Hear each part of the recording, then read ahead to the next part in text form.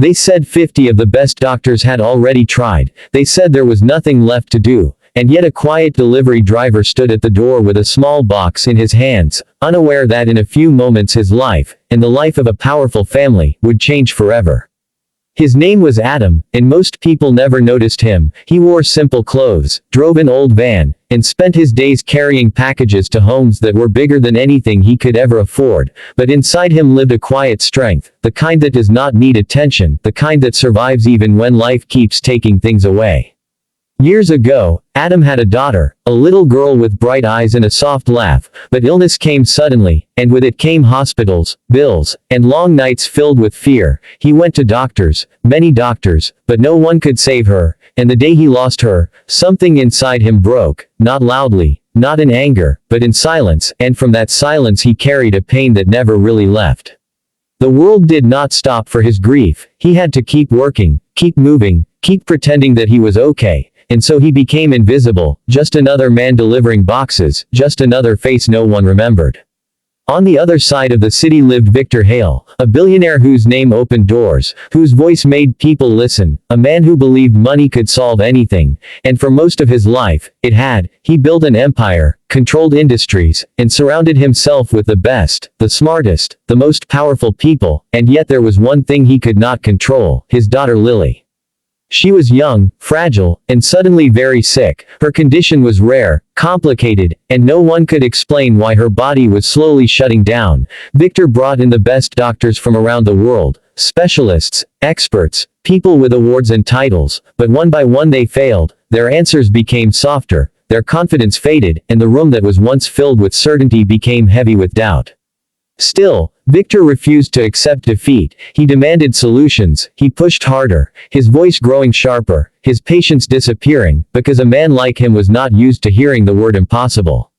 Doctors worked day and night, machines surrounded Lily, and her condition remained the same: weak, pale, distant, as if she was slowly slipping away from a world that could not hold her anymore. One afternoon, Adam arrived at the mansion with a delivery. He walked through the gates quietly, guided by security who barely looked at him. Inside the house everything felt expensive, polished, distant, like a place where emotions were hidden behind control, and as he waited for someone to sign, he noticed the tension in the air, the silence that felt too heavy to ignore. A nurse rushed past him, then another, and from a nearby room he heard voices, serious, urgent, filled with frustration. He did not mean to listen, but something pulled him closer, something familiar in that tone of helplessness. He saw Lily lying in the bed, surrounded by machines, her small body barely moving, and for a moment, time stopped for him, because he had seen that look before, he had felt that fear before, and his heart tightened in a way he could not control. Victor stood nearby, speaking sharply to the doctors, demanding answers, refusing to accept their silence, and when he noticed Adam standing there, his expression turned cold, irritated, as if this ordinary man had no right to witness such a moment. He told him to leave, his voice firm, dismissive, the kind of voice that had never been questioned, but Adam did not move immediately, not out of defiance, but because something inside him whispered that he had seen something important.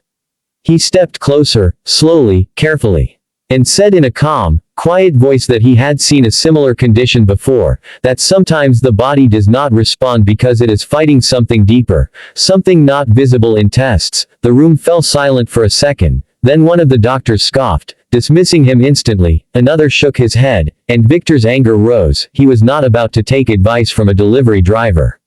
Adam nodded gently. He did not argue. He did not raise his voice. He simply said he understood, and turned as if to leave. But before he could take a step, Lily's hand moved slightly, almost unnoticeable, but enough for him to pause.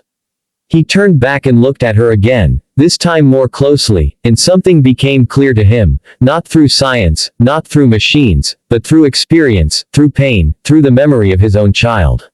He asked, softly, if he could try something simple, something harmless, just for a moment. Victor hesitated, his pride resisting, his mind rejecting the idea, but desperation has a way of breaking even the strongest arrogance, and after a long pause, he gave a reluctant nod.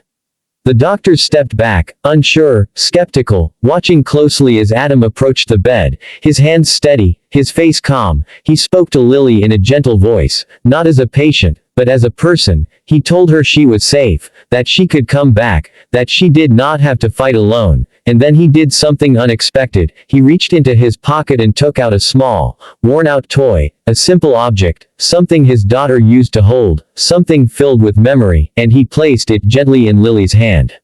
For a moment, nothing happened. The room held its breath. Victor watched with a mix of anger and fragile hope, and then, slowly, Lily's fingers tightened around the toy. Her breathing changed, subtle at first, then clearer, stronger, and the machines began to respond. The doctors leaned in, their disbelief turning into shock as her condition began to stabilize.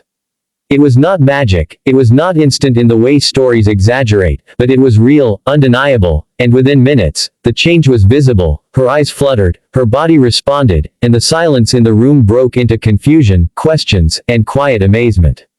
Victor stood frozen, unable to process what he was seeing. The man he had dismissed, the man he had almost thrown out, had done something 50 experts could not. Days passed, and Lily continued to improve, slowly but steadily. The doctors tried to explain it, to understand it, but the truth was simple. Sometimes healing is not just about medicine, sometimes it is about connection, about reaching something deeper than the body.